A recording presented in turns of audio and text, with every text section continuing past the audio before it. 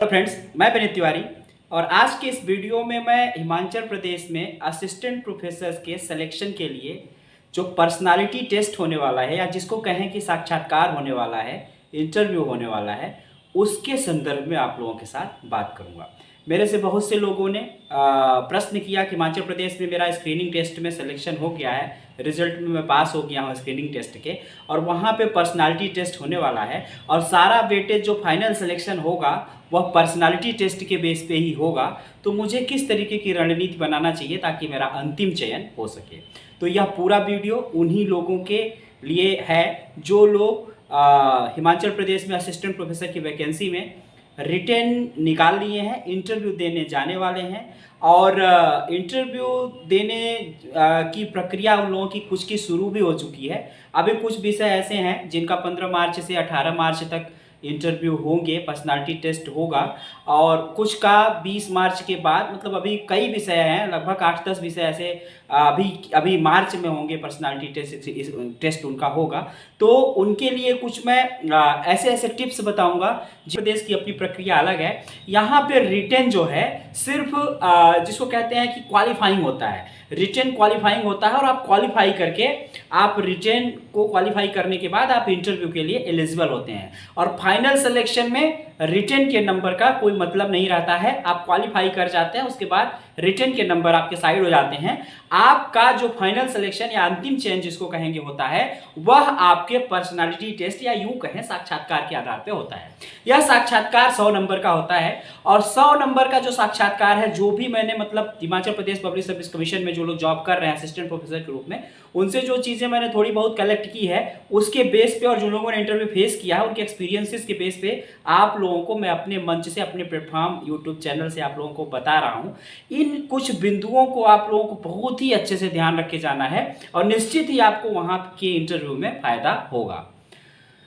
100 number का अगर personality test है और उसी 100 नंबर में जो आप स्कोर कर जाएंगे, अपने पर्सनालिटी को जितना बढ़िया तरीके से आप रिफ्लेक्ट कर पाएंगे बोर्ड के सामने, वही आपके चयन का आधार बनेगा। अर्थात वो पर्टिकुलर 15 से 20 मिनट आपके सपने को पूरा कर सकते हैं। तो निश्चित तौर पर अगर वो 15 से 20 मिनट या आधा घंटे, जितनी देर भी आपका इंटरव्यू चलेगा, अगर वो आधा घंटे आपके बेहतर परफॉर्मेंस पे चले गए, आपका परफॉर्मेंस बेहतर हो गया, तो आपका जो असिस्टेंट प्रोफेसर बनने का सपना है वह उन्हीं 15 मिनट 20 मिनट में पूरा हो सकता है।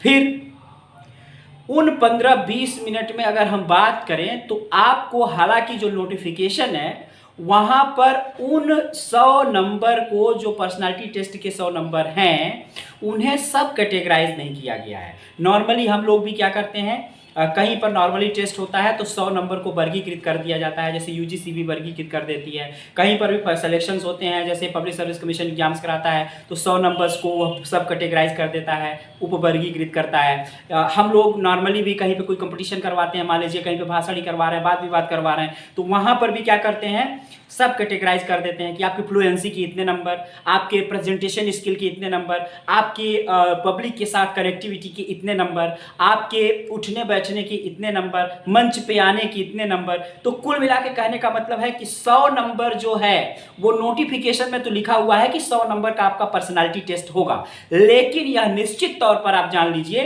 कि बोर्ड के पास उसकी सब कैटेगरीज मौजूद होंगी। क्यों? क्योंकि इकट्ठा 100 नंबर में कभी भी इवैल्यूएशन नहीं किया जा सकता। इकट्ठा 100 नंबर में इवैल्यूएशन संभव नहीं है। जो भी असेसमेंट इवैल्यूएशन आपका वो लोग करेंगे, उसमें 100 नंबर की आपके पर्सनालिटी टेस्ट में छोटे छोटे सब कैटेगरीज होंगी, जो हम कहते हैं कि या तो 15-15 नंबर की या 20-20 नंबर की सब कैटेगरीज कई होंगी। उन्हीं सब कैटेगरीज में वो लोग नंबर, जैसे 20 का हुआ तो 15 दिया, 18 दिया, 17 दिया, 16 दिया, इसी प्रकार से अगर 5 कैटेगरी बनती है 20-20 नंबर की, तो उसमें आपको अपने आप को फिट करना है। अगर आप होलिस्टिक रूप से देखें कि 100 नंबर का पर्सनालिटी टेस्ट है, उसमें आप नहीं समझ पाएंगे कि आपको किस क्षेत्र में वर्क करना है, किसमें ज्यादा नंबर आपको लेके आना है।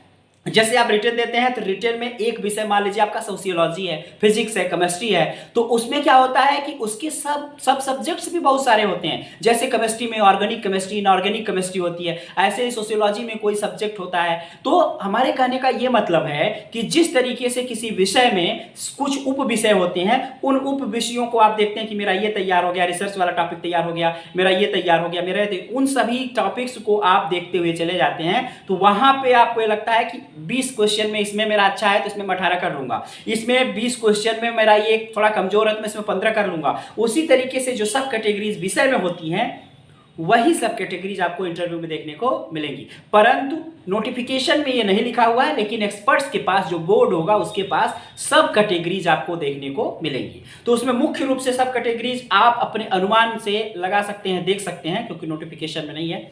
कॉन्फिडेंस आपका 1 नंबर का होना चाहिए। कॉन्फिडेंस के आपके पक्का नंबर होते हैं। लोग कहते हैं कि कई बार गलत चीज भी अगर कॉन्फिडेंस से बोली जाती है तो इंप्रेसिव होती है और नंबर बोर्ड से खींच के लाती है। तो कॉन्फिडेंस एक हो सकता है, उसमें एक प्रेजेंटेशन स्किल हो सकती है। प्रेजेंटेशन स्किल इसलिए क्योंकि एक टीचर के लिए प्रेजेंटेशन स्किल बहुत बड़ी की पॉइंट है, बहुत बड़ी बात होती है। आपकी अगर प्रेजेंटेशन स्किल खराब है तो आप कभी चयनित नहीं होते हैं। क्यों?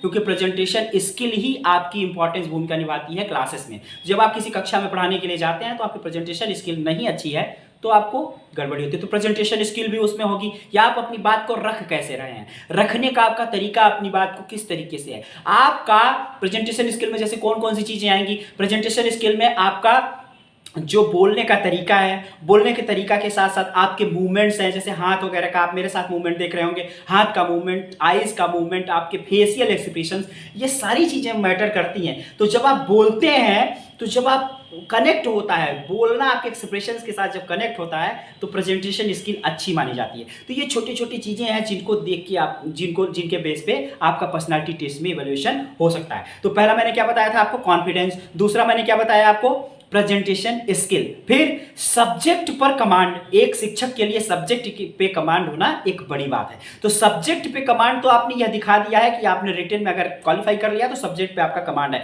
लेकिन उस सब्जेक्ट को आप सिर्फ लिखने में या ऑब्जेक्टिव क्वेश्चंस करने में ही योग्य हैं, या उस सब्जेक्ट को बच्चों के सामने आप प्रेजेंट करने में भी योग्य हैं। आप किस तरीके से चीजें करते हैं उसके भी नंबर अपने हो सकते हैं। फिर उसके बाद आगे अगर हम बात करें तो इस 100 नंबर में आपका टीचिंग स्किल की हम बात करते हैं। मान लीजिए इसमें यह भी कर दिया जा सकता है कि चूंकि सारा कुछ ही पर्सनालिटी टेस्ट पे बेस्ड है, जहां पर रिटन होता है वहां पे हमेशा पढ़ाने के लिए नहीं कहा जा सकता है, लेकिन टीचिंग स्किल टेस्ट करने के लिए आपको चाक डस्टर देके और बोर्ड पे भेजा जा सकता है कि आप पढ़ाइए। तो वहां पे क्या चीजें होंगी, शुरू करने का आपका तरीका, शुरू करने के बाद आपका सब्जेक्ट के मेन जिसको कहते हैं मेन टॉपिक पे आने का तरीका, उसके बाद उसको कंक्लूड करने का, एंड करने का तरीका, बच्चों से जुड़ने का तरीका, बच्चों से आई कांटेक्ट। वहां पे बोर्ड को आप पढ़ा रहे हैं तो स्टूडेंट बोर्ड ही माने जाएंगे। तो वहां पे बोर्ड में जो लोग बैठे हैं उनके साथ आप किस तरीके से कनेक्ट हो पा रहे हैं, कितने जल्दी, अगर 5 मिनट 10 मिनट के लिए आपको पढ़ाने को दिया गया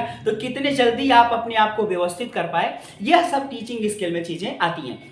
तो जब टीचिंग स्किल में आपको यह चीजें आप अच्छे से कर पाते हैं तो निश्चित है कि आपका इवैल्यूएशन अच्छा होता है। तो 100 नंबर जो भी पर्सनालिटी टेस्ट में आपके उसमें दिए हुए हैं, निश्चित तौर पर मान के चलिए कि उसमें सब कैटेगरीज होंगी और उन सब कैटेगरीज को आप अपने माइंड में खुद से मेकअप बनाना है। और मेकअप आपको माइंड मेकअप बनाने के बाद आपको अच्छे से यह पता होना चाहिए कि आपको किस वाले सब कैटेगरी में कितने अच्छे से नंबर बोर्ड के हाथ से निकाल के लाना है, जो आपके सिलेक्शन के मार्ग को प्रशस्त करेगा।